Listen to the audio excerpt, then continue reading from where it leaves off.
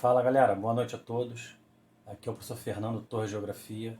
Vou trabalhar com vocês hoje a geografia da África, né? Que não é um país, é um continente com mais de 55 nações e a gente vai discutir um pouquinho, né, a formação africana e os aspectos mais relevantes da África. A primeira coisa que a gente tem que trabalhar é a regionalização da África, né? A ocupação da África. Então, olha só, do Saara Ocidental até o Egito, nós chamamos isso aí de norte da África, África setentrional, ou, menos usado ainda, África branca, né?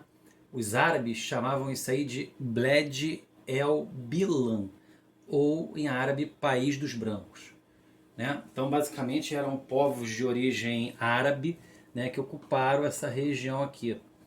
Já o deserto do Saara fica nessa região, e na porção mais abaixo do Saara nós chamamos de África sub-baixo saariana, que compõe a maior parte dos países.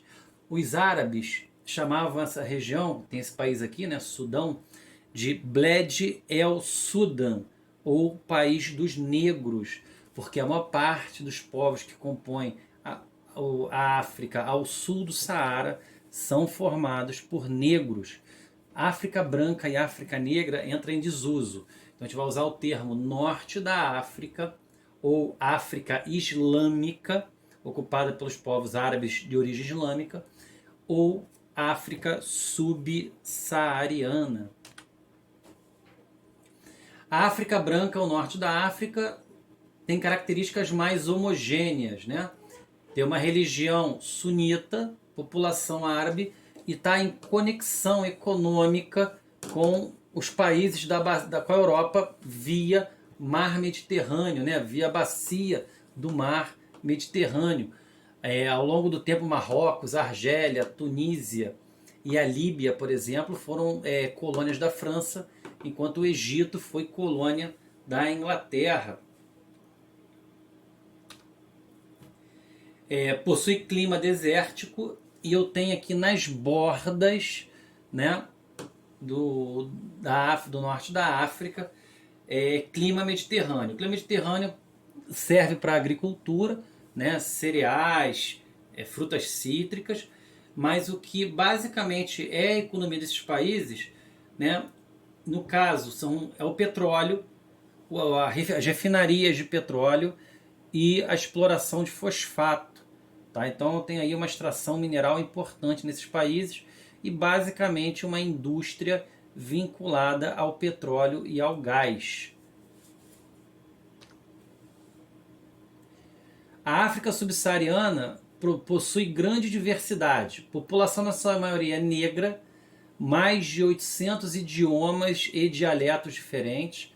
Lembrando que no Brasil, né, vieram milhões de negros de origem africana e nós não temos uma língua africana, até porque vieram para o Brasil bantus, iorubais, alçais, maleses. Então nós temos aí vários troncos étnicos e culturais da África diferentes. Tá? Então eles não tinham uma similaridade, os escravos na África. Mesma coisa a África, apesar de serem negros, em sua maioria, eles são muito diferentes. Economicamente, todos os países são subdesenvolvidos, têm baixo nível de desenvolvimento, PIB muito pequeno, e grande parte depende, né, de produtos primários. Então, a gente pega a composição de PIB, por exemplo, né, Libéria e República Centro-Africana dependem demais da agricultura. A Argélia depende de uma indústria, mas a Argélia ali é interessante, é petróleo, tá? Petroquímica. E a África do Sul, serviços, basicamente é um terciário inchado, né? Muita gente trabalha no setor terciário, comércio, serviços, uma informalidade alta, tá? Mas basicamente os países dependem, né, muito da agricultura ou da mineração, por exemplo. A África é um continente que a gente fala que é espelhado, porque no meio da África passa a linha do Equador. Então no meio da África eu tenho o clima equatorial e a floresta tropical. eu consigo ter no norte da África e o sul da África, no caso do hemisfério, né, os mesmos climas. Por exemplo, eu consigo ter aqui floresta tropical úmida, floresta tropical úmida. Eu consigo ter savana no hemisfério sul, savana no hemisfério norte. Eu consigo ter estepes desérticas, né, tanto no hemisfério norte, com o deserto do Saara, o maior deserto do planeta, e ao sul, o deserto do Kalahari.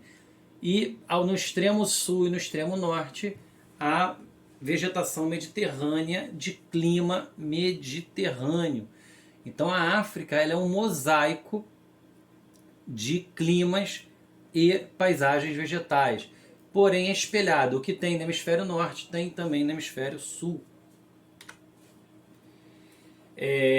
Gente, o que eu quero mostrar para vocês aqui é que na África, né, aqui o norte da África foi ocupado pelos romanos, pelo Império Turco-Otomano, né, no caso pelos turcos, né, Império, pelo islamismo. E eu quero mostrar para vocês que o que está aqui, tá? Abissínia, Darfur, Uada, Bornu, Alçá, Segu, né, Yorubá, Congo, Luanda, isso aí eram os reinos africanos, né, antigos reinos africanos. Esses reinos lutavam entre si, um escravizava o outro, né? Então existem desigualdades internas na África e, ao mesmo tempo, tá, essas desigualdades internas causou dentro da África escravidão. Do leste da África, a partir de Zanzibar, eu tenho aqui um comércio de escravos para essa região aqui do Oriente Médio e nessa região do Atlântico um comércio de escravos para o Brasil. Tá? Então a dominação da África, que vai se dar no início do século XV com a expansão marítimo-comercial, os portugueses vão criar feitorias, né, ao longo da costa africana, depois os ingleses, os franceses, vão conduzir escravos, né, vão começar a colonizar a borda africana e trazer escravos para as Américas. No século XIX, tá, o chanceler da Alemanha, Otto von Bismarck, propõe a Conferência de Berlim para dividir a África para as potências europeias. Os europeus vão colonizar a África.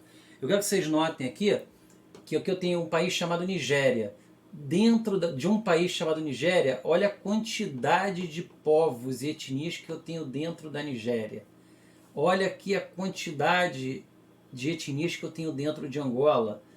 Aqui eu tenho na Namíbia, dentro da Etiópia, a quantidade de etnias, Serra Leoa. Então o que acontece? Acontece que esse mapa étnico da África foi substituído por esse mapa aqui.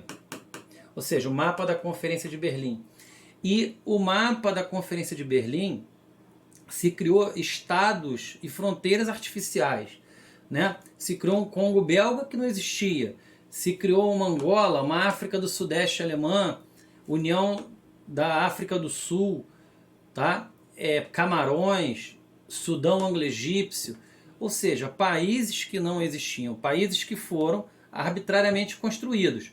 Esse é o mapa étnico da África, onde eu tenho etnias rivais na África. E você coloca, às vezes, dentro do mesmo estado africano, etnias que são consideradas etnias rivais. Então, a Organização dos Estados Africanos, a OUA, adotou o princípio da intangibilidade das fronteiras. O que isso quer dizer? Os europeus criaram estados artificiais africanos, né, e com a descolonização desses países, dessas colônias aqui, formaram novos países. Vocês notarem, a Nigéria é basicamente o mesmo território, a Argélia é o mesmo território, a Líbia, o Egito, o Sudão, a Etiópia, a Somália. Vocês podem notar que aconteceu isso. Então, no século XX, quando as colônias africanas se tornaram independentes, eles chegaram a um acordo seguinte: vamos manter as fronteiras políticas do continente. Porém, a estabilidade externa, ou seja, para não ter conflito entre os países da África, você teve uma instabilidade interna. Ou seja, pipocam conflitos políticos e étnicos dentro da África toda. A gente tem um país aqui chamado Somália, né, que é um país formado por vários clãs, não tem Estado e eles se matam, porque há uma rivalidade entre eles. Acontece a mesma coisa em Angola, né, tem uma regiãozinha aqui de Angola chamada Cabinda, né, que é contrária ao governo de Angola. Temos aí na Nigéria, tá, guerra de Biafra na década de 70. Recentemente temos o Boko Haram, que é um grupo terrorista de uma etnia da Nigéria. Então, aquelas fronteiras, né, étnicas da África, né, dentro de uma rivalidade histórica, foram criadas fronteiras artificiais, estados artificiais, e com a descolonização, 80% das fronteiras africanas se mantiveram, porém com muitos conflitos internos. Aqui falo das fronteiras artificiais com vocês, né? Vou explicar isso para vocês, né? Essas fronteiras basicamente atenderam às necessidades dos países desenvolvidos, as necessidades dos países europeus principalmente. O que os países europeus criaram aqui foram espaços econômicos para a Europa, né? Eles não criaram países africanos em si, eles não respeitaram as fronteiras étnicas, tá? A formação socioeconômica, a colonização da África, além de criar fronteiras e estados artificiais, tá? E isso pipocar conflitos, a África basicamente foi uma colônia de exploração. E por ser colônia de exploração, nós temos duas coisas importantes. Primeiro, três coisas importantes. Primeiro, baixo PIB, né? Com exceção da África do Sul e da Nigéria. Hoje a Nigéria supera a África do Sul, né? A Nigéria tem uma indústria de petróleo muito grande. Então, Nigéria e África do Sul despontam como as maiores economias da África. Mas, no geral, as economias africanas são muito pequenas. Então, os africanos têm um baixo PIB, um baixo desenvolvimento econômico. São países que dependem basicamente de produtos primários. A população basicamente é rural, né? Não há uma urbanização, uma taxa de urbanização muito elevada na África, não passa às vezes de 30%, na maior parte dos países. E os países, além de serem subdesenvolvidos, basicamente não têm base industrial, com exceção aí da África do Sul, né? Talvez do Botsuana, o Zimbábue, né? A Nigéria, uma indústria de petróleo, não mais do que isso, tá? Então prevalece na África uma economia extrativista de minerais ou uma economia agrícola de muito baixo valor agregado, até porque não há indústrias na África. Se não há, é difícil, não há muitas indústrias na África. Do ponto de vista econômico, são países que dependem muito de ajuda externa, né? Tem uma dívida externa enorme. Tem países que chegam a 80%, tem países, por exemplo, que chega a 417%. A Mauritânia deve 240% do seu PIB. Tá? Então, assim, são países muito endividados economicamente. Muitos países investem muito mais na área da defesa do que na área de saúde e educação. Por exemplo, Angola, né, que nos anos 90 mergulhou numa guerra civil, investia 5,7% do PIB na defesa. Armas, bombas, aviões. Enquanto se eu somar isso aqui, né, dá 4,1% em saúde e educação. Tá? Então, o custo, né, da guerra é muito grande na África, de conflitos internos. A África, já falei para vocês, né, como uma colônia como colônia de exploração, criou economias basicamente de plantations, produção para o mercado externo, né, com destaque para amendoim, para o algodão, para o cacau, para o dendê, para a cana-de-açúcar, para o tabaco, por exemplo. Né? Então são as áreas aí. Então a minoria da população utiliza os melhores solos, plantam produtos tropicais para o mercado externo. E isso causa graves problemas de fome e subnutrição, porque não há produção de alimentos suficiente para os povos africanos. A mineração também é muito importante na África. A África é um dos continentes com grandes reservas de minerais, né, com destaque para o petróleo no norte da África e na Nigéria, com destaque para o ouro, né, para o cobre, e outros minerais mais ao sul da África, e grande parte desses produtos, né, de recursos naturais são explorados pelos Estados Unidos, pela Europa e hoje atualmente pela China, o que mantém ainda os países, né, com elevada pobreza. Aqui eu tenho a área do petróleo, né, norte da África e Nigéria, que é essa região Nigéria e Golfo da Guiné. Tá? Aqui no sul da África eu tenho aí diamantes, ouro, né, que é muito importante aí na África. A fome na África, ela é causada não pela grande quantidade de pessoas que estão na África, né?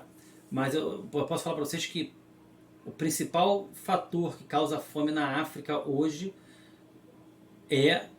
ou não, melhor, são os conflitos, né? As regiões de conflitos, onde a gente vai ver conflitos, eu tenho área de fome, tá?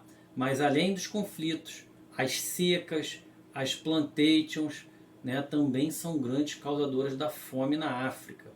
Tá? E a própria pobreza também na África é outro fator. Então, as áreas de conflito, as principais causas da fome na África. Além disso, as economias de plantation, produção para o mercado externo, a pobreza e as secas causam conflitos, causam fome na África. A gente podia falar um pouco também que a maior parte da agricultura da África é uma agricultura tradicional ou pouco moderna. A África, como não tem indústrias, e não são países muito ricos, eles não conseguem mecanizar, né, a sua agricultura, então é uma agricultura de muito baixo rendimento. A AIDS é a principal epidemia da África. Tá? A África tem mais ou menos 70% de AIDS do mundo, e isso debilita muitas pessoas. Tá? A AIDS é uma doença muito cara de ser tratada, então isso impacta a economia dos países de alguma forma. O IDH da África geralmente são de médios para baixo, né? São países subdesenvolvidos de médio a baixo IDH.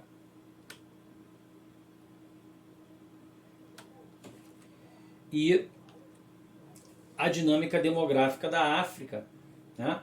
A escravidão, ela por muitos séculos manteve, né, a população da África estável, e com o fim da escravidão e a partir da década de 1950, com a diminuição da mortalidade, a população africana ela explodiu.